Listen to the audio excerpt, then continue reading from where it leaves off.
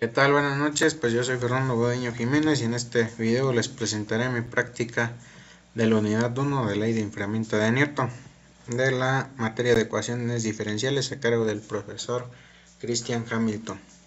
Para empezar pues tenemos el abstract, que pues es la explicación en el idioma de inglés de nuestra práctica. Y pues en la introducción, pues tenemos que en esta práctica se analiza el proceso de enfriamiento de soluciones líquidas, en este caso son 3, con diferente cantidad de soluto, manteniendo la cantidad de solvente. Cada una se calienta bajo las mismas condiciones y después se registra su temperatura a lo largo del tiempo. A partir de la información recolectada se utiliza la ley de enfriamiento de Newton para corroborar matemáticamente el fenómeno de la ecuación diferencial de primer orden. Con esto se estima la solución específica para cada caso, así como la constante de enfriamiento para cada uno.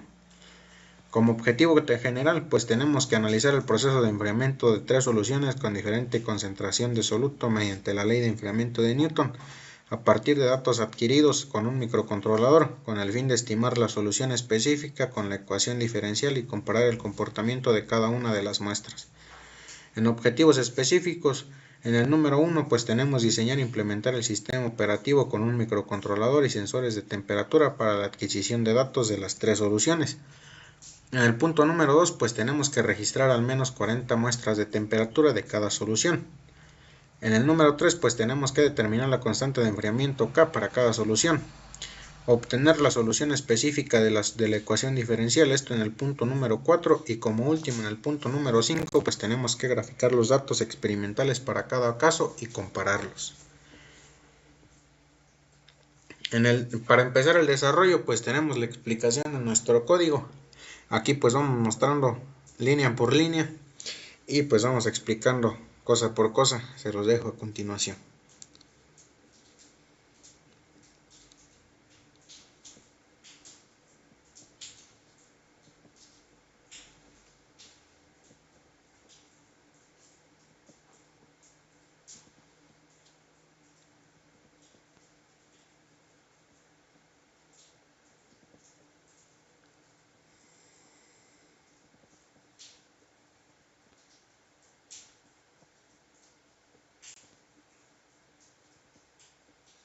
A continuación pues tenemos el circuito de conexión.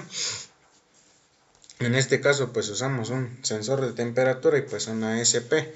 En el SP pues va conectado la señal del sensor al pin número 4 y pues entre ella va una resistencia. En este caso pues igual se conecta el positivo y el negativo del SP. En la solución detallada de la ecuación general, pues para empezar tenemos que separar las variables, en este caso pues aquí lo indico de esta manera, y pues integramos ambos lados, que pues se hacen estos cálculos de aquí. Aplicamos la exponencial en ambos lados para eliminar el n, pues aquí tenemos lo referente a eso. Despejamos la t y tomamos la solución del punto 2 para despejar la t. Como paso extra, ya que se utilizará, pues despejamos k de esta última ecuación. En el desarrollo detallado de la solución, pues tenemos la solución específica del vaso 1. Tenemos los datos, pues la temperatura es de 70.19 la alta y la temperatura ambiente tenemos de 23.20. Con estas pues calculamos E y pues nos da un resultado de 46.99. En este vaso número 1 pues tenemos los cálculos de K con 3 muestras diferentes del vaso 1. Tenemos la muestra número 24, la muestra número 90 y la muestra número 180. Aquí tenemos pues nuestros cálculos y pues los resultados. Con el vaso 1 pues calculamos T en 10 muestras diferentes del vaso, utilizando el resultado de K en la muestra número 90. Y pues aquí mostramos los resultados y el paso a paso para llegar al resultado.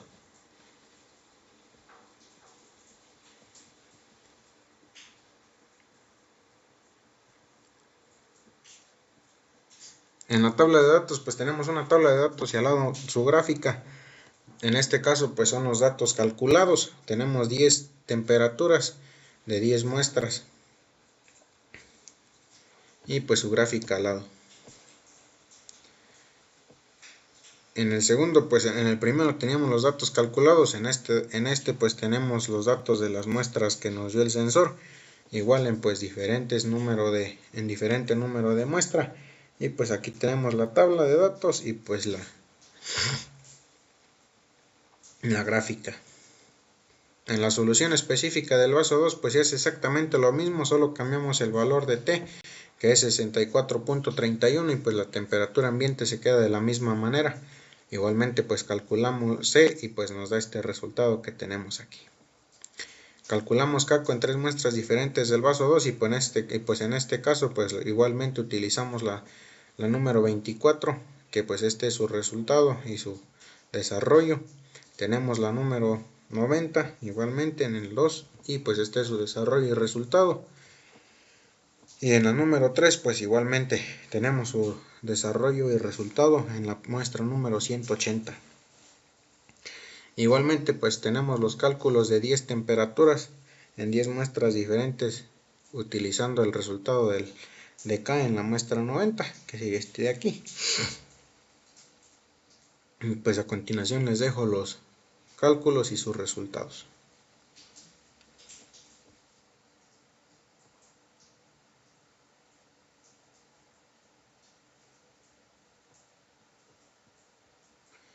Como siguiente punto pues tenemos la tabla de datos de los cálculos y al lado su gráfica, que pues representa la tabla así como lo hicimos en el vaso número 1.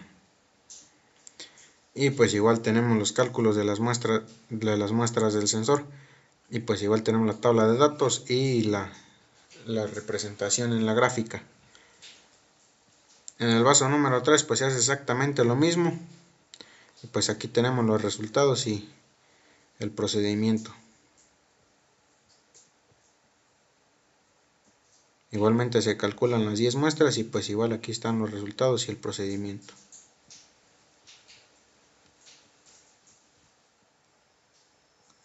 Igualmente pues en este vaso número 3 pues tenemos la tabla de datos, igualmente los calculados primeramente, y pues es la tabla y al lado su gráfica que muestra los datos obtenidos. Igualmente pues tenemos los datos obtenidos del sensor, y pues aquí está nuestra tabla y pues igualmente al lado está su gráfica con su interpretación. ¿Cómo se llegó al valor adecuado? En el periodo de muestreo. Para empezar, pues el periodo de muestreo es el intervalo de tiempo entre las mediciones. En el experimento pues se seleccionó un muestreo cada 3 minutos, considerando la dinámica del proceso de enfriamiento. Si dejaba el intervalo de muestreo muy pequeño, pues las pruebas serían muchas y no me servirían de tanto.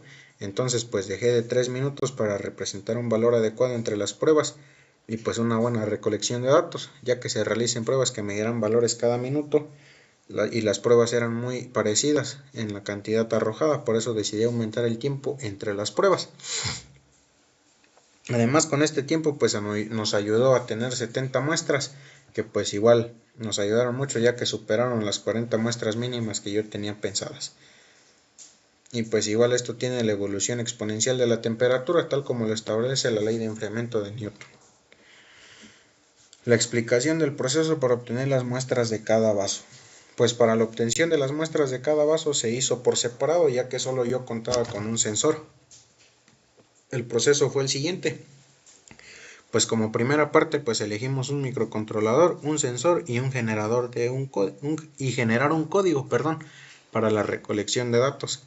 En este caso se usó un microcontrolador que pues fue una SP32 y un sensor de temperatura que es un DS18B20, este es digital, y se generó el código que anteriormente pues ya dejé explicado. En el paso número 2 pues tenemos la preparación de las soluciones. Fueron 3 mezclas, en cada una de las 3 se utilizaron 250 mililitros de jugo.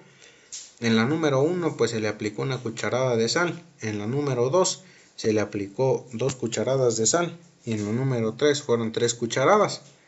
El calentamiento lo realicé a fuego alto por 2 minutos antes de que alcanzara la evaporación y buscando llegar a una temperatura mayor a 70 grados. Para verificar la temperatura ambiente, pues mediante el código y el sensor, hice un cálculo para que me diera la temperatura ambiente antes de verter la mezcla al vaso. Y pues para la colocación del sensor, pues solamente después de vertir la muestra, lo coloqué, pero siempre y cuando no chocara con las paredes del vaso. Para la recolección de datos, pues se recolectaron los datos de la temperatura y se verificó que no arrojaran datos erróneos y se dejó el tiempo necesario hasta que llegara a la temperatura ambiente. Aquí en las imágenes pues muestro cómo fue colocado el sensor y pues una representación de cómo fue la conexión de mi circuito.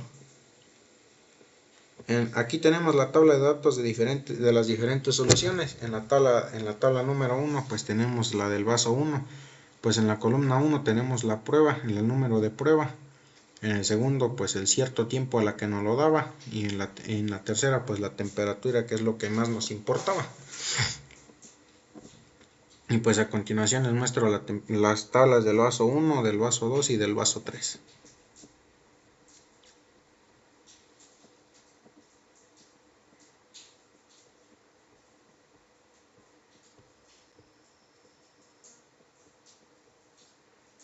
Cada una arrojándonos 70 muestras, como ya lo había dicho anteriormente.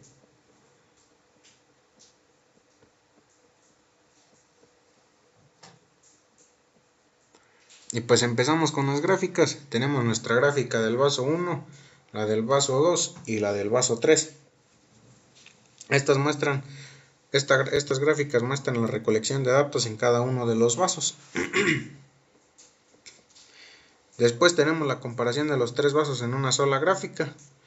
Pues aquí analizamos que en esta gráfica se representa la variación de la temperatura en cada una de las tres soluciones. En todos los casos se observa una disminución continua de la temperatura, lo cual concuerda con el comportamiento esperado de la ley de Newton. De la gráfica se ve que el vaso 1 representa una pendiente mayor inicial, lo que significa que se enfría más rápido en las primeras etapas del proceso. Por otro lado tenemos el vaso 3 que muestra una disminución más lenta y pues el vaso 2 que está en un intermedio entre la 1 y la 3. Pues en similitudes tenemos que aunque los tres vasos no se enfriaron a la misma velocidad, todos siguieron una tendencia similar y pues mantuvieron la misma forma de la curva. Esto nos dice que aunque las soluciones sean diferentes, pues el enfriamiento es el mismo. Por lo tanto se puede decir que no se enfriaron igual, pero se comportaron de manera similar.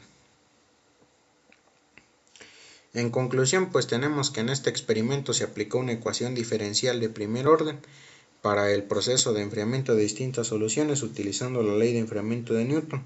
Se comprobó que la variación de temperatura del sistema y la temperatura ambiente con respecto al tiempo depende de la diferencia entre la temperatura del cuerpo y la temperatura ambiente, lo cual coincide con el comportamiento del experimento. Finalmente, el calor de la constante de la ecuación permitió comparar la rapidez de enfriamiento entre vasos, concluyendo que aunque el comportamiento general fue similar, existieron diferencias en la velocidad de enfriamiento. Esto confirma que las ecuaciones diferenciales de primer orden son una herramienta adecuada para describir y analizar fenómenos físicos reales como el enfriamiento. Y pues como por último tenemos nuestras referencias bibliográficas de las que me apoyé para alimentar más a los conceptos y tener una mejor información. Gracias, pues esto sería todo.